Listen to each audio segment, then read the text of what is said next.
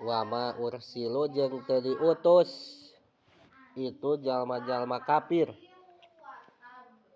alaihim ka jalma-jalma mukmin hafidina bari anu ngariksa kabeh lahum ka itu mukminin awli a'malihim atawa kana pirang-pirang amalna itu mukminin hatta yarudu sehingga ngabalikeun itu jalma-jalma kafir hum ka jalma-jalma mukmin ila masolihihim kana pirang-pirang kamaslahatan mukminin janten ieu teh surat Al-Mutaffifin ayat 33 ngajelaskeun hal atawa tingkah tina ayat 32. Dina ayat 32 Allah ngajelaskeun bahwa jalma-jalma kafir ngomong kumaha ngomongna teh innaha ula'i ladallun cek jalma-jalma kafir bahwa jalma-jalma nu iman mah eta teh jalma-jalma anu sesat. Tah padahal mah surah Allah dina ayat 33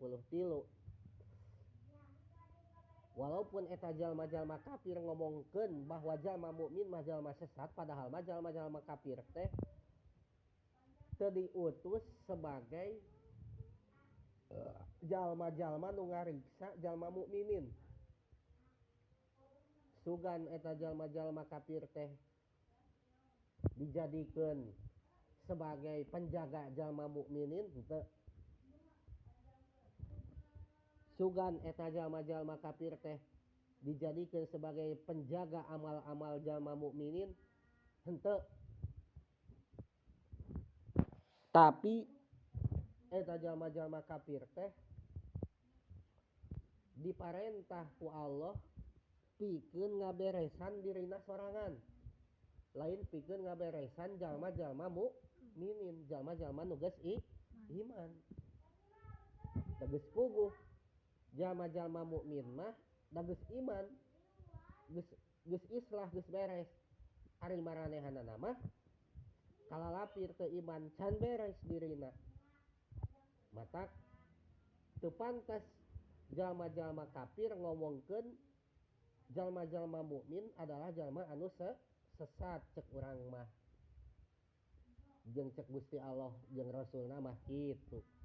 Tapi keukeuh we ketika mereka jalma-jalma kafir belum mendapatkan hidayah, keukeuh we bakal naon?